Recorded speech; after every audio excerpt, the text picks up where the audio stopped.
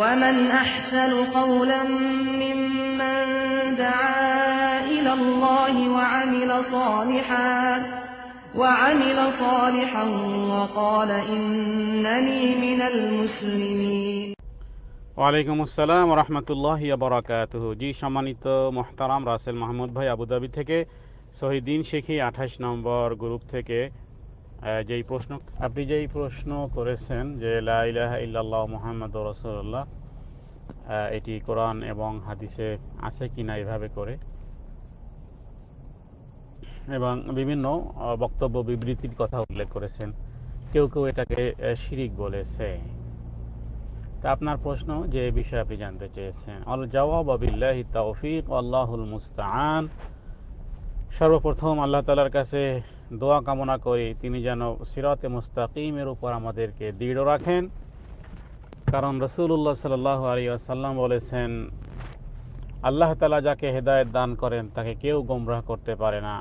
ওয়ামান ইউদলিল ফালা হাদিয়া লাহু, আল্লাহ যাকে গোমরাহ করেন তাকে কেউ হেদায়েত প্রাপ্ত করতে পারে না। সম্মানিত দ্বীনী বন্ধু, সর্বপ্রথম বলবো যে যেই প্রশ্নগুলো ঈমান আকীদার সাথে জড়িত, যার উত্তর আপনার আমার জানা অবধারিত ফরজ, সে বিষয়গুলোই প্রশ্ন করা উচিত। আপনার এই প্রশ্নটি সম্পর্কে আমি যতদূর পড়াশোনা করেছি যে লা ইলাহা ইল্লাল্লাহু মুহাম্মাদুর রাসূলুল্লাহ এই কথাটি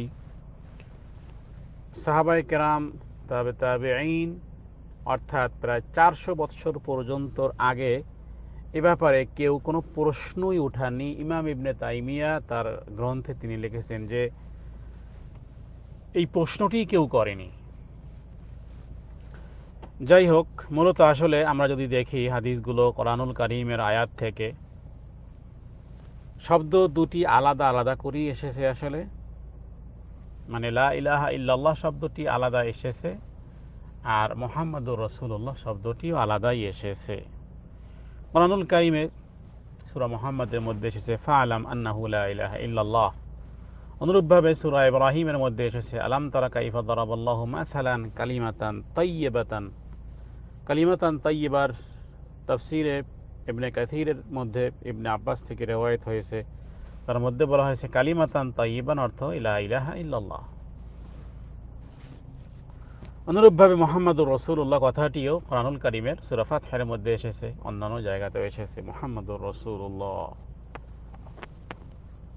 এরপরে আসি সহিহ মুসলিম শরীফের প্রথম যে হাদিসে জিবরিল যেটাকে বলা হয়, যার মধ্যে বলা হয়েছে যে হযরত জিবরাইল আমিন রাসূলুল্লাহ সাল্লাল্লাহু আলাইহি ওয়াসাল্লামকে ইসলাম সম্পর্কে প্রশ্ন করেছিলেন যে হে নবী আপনি বলুন ইসলাম কি। তখন তিনি বলেছিলেন যে এই কথার সাক্ষ্য দান করবে যে লা ইলাহা ইল্লাল্লাহ অর্থাৎ শাহাদা প্রদান করবে যে আল্লাহ ছাড়া আর কোনো মাবুদ নাই, আর মুহাম্মদুর রাসূলুল্লাহ সাল্লাল্লাহু আলাইহি ওয়াসাল্লাম আল্লাহর বান্দা বা আল্লাহর প্রেরিত রাসূল। হুবহু ওই শব্দে লা ইলাহা ইল্লাল্লাহ মুহাম্মদুর রাসূলুল্লাহ হুবহু এই শব্দে কোনো দলিল নাই, কিন্তু হাজারো দলিল রয়েছে আলাদা করে তারতম্য করে। যেমন তুমি শাহাদা করবে ও আশহাদু আন্না মুহাম্মদ, এখানে যেমন কালিমা শাহাদাতটি হাদিসের মধ্যে এসেছে, বিভিন্ন জায়গাতে এসেছে। আহমদ, তিরমিজি, নাসাই, আবু দাউদের মধ্যে ওযুর পরে যেই কালিমা শাহাদাত পাঠ করতে হয় ইবনে ওমর রাদিয়াল্লাহু তাআলা আনহু থেকে হাদিস মুসলিম শরীফে বর্ণনা করা হয়েছে। সেখানে বলা হয়েছে ওযুর শেষে যে ব্যক্তি বলবে আশহাদু আল্লা ইলাহা ইল্লাল্লাহু ওয়াহদাহু লা শারীকা লাহু ওয়া আশহাদু আন্না মুহাম্মাদান আবদুহু ওয়া রাসূলুহু ফুতিহাত লাহু, তার জন্য জান্নাতের 8টি দরজাই খোলা হবে। সেখানে দেখা যায় আশহাদু আল্লা ইলাহা ইল্লাল্লাহ মানে আশহাদু শব্দ যোগ আছে। কালিমা শাহাদাতের মধ্যে রাসূলুল্লাহ সাল্লাল্লাহু আলাইহি ওয়াসাল্লাম যখন ইসলামের দাওয়াত দিয়েছেন, যারা ইসলাম ধর্ম গ্রহণ করেছে, তখন তিনি এটাই বলেছেন যে তুমি বলো লা ইলাহা ইল্লাল্লাহ ওয়া আশহাদু, এবং আমি সাক্ষ্য দিচ্ছি আন্নী মুহাম্মাদুর রাসূলুল্লাহ, আমি আল্লাহর বান্দা বা আল্লাহর রাসূল। তাহলে ওয়া আশহাদু শব্দ অথবা ওয়া আন্নী শব্দ এগুলোকে হরফে জমির বলা হয়। হরফে জমির মাহজুব থাকলেও যদি মানা ঠিক থাকে তাহলে কোনো অসুবিধা হয় না।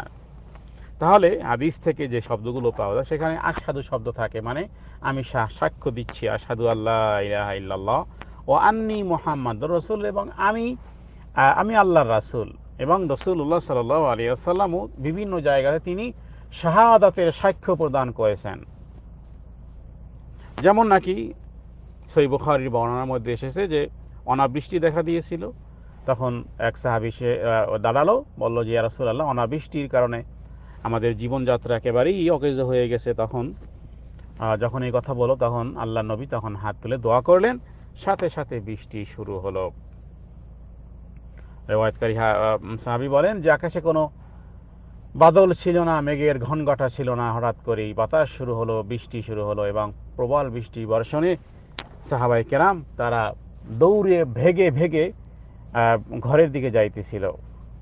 আর এমন অবস্থা দেখে স্বয়ং মুহাম্মদুর রাসূলুল্লাহ সাল্লাল্লাহু আলাইহি ওয়াসাল্লাম তিনিও শাহাদাতের সাক্ষ্য প্রদান করলেন, মানে সন্তুষ্টির প্রকাশ করলেন। সেখানেও ওয়া আশহাদু আন্নী মুহাম্মাদুর রাসূলুল্লাহ, আমি সাক্ষ্য প্রদান করতেছি নিশ্চয়ই আমি আল্লাহর প্রেরিত রাসূল।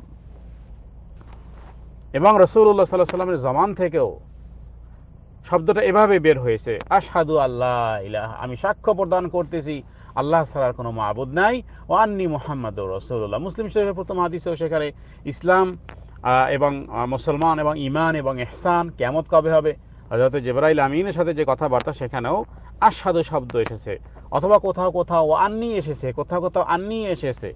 তো এগুলোকে হরফে জর মাজরুরের কায়দা। তো এগুলো মূলত মাহজুব থাকার পরেও অর্থ ঠিকই থাকে।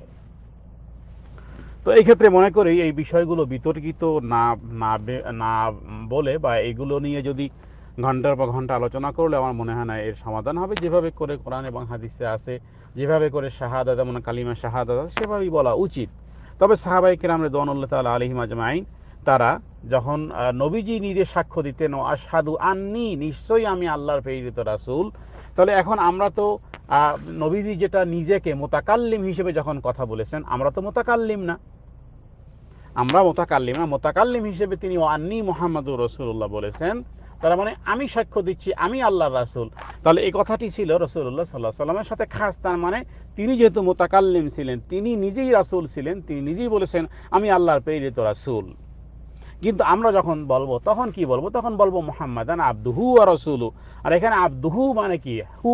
হুর জমির হলো আল্লাহর দিকে, মানে আল্লাহর বান্দা, তিনি প্রেরিত রাসূল। তাহলে হরফে জমিরের দিকে অথবা হরফে জরের দিকে এগুলোর দিকে ইঙ্গিত করা হয়ে যায়। আর তার মধ্যেও যদি বলি, তবে এতটুকু বলা যেতে পারে যে আলা ইলাহা ইল্লাল্লাহ মুহাম্মাদুর রাসূলুল্লাহর চেয়ে সবচেয়ে বেশি শক্তিশালী তা হলো আশহাদু আল্লা ইলাহা ইল্লাল্লাহ ওয়া আশহাদু আন্না মুহাম্মাদার রাসূলুল্লাহ।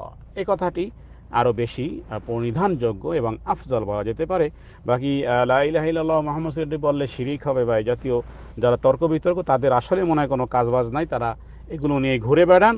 আমরা ইনশাআল্লাহ আমরা ওই জিনিসই জানবো যে জিনিস আমাদের আমলকে সুন্দর করবে, আখলাককে সুন্দর করবে, পরলৌকিক জীবনে মুক্তি আর সফলতাকে ত্বরান্বিত করবে, সে বিষয়ে আলোচনা করা দরকার, সে বিষয়ে প্রশ্ন করা দরকার।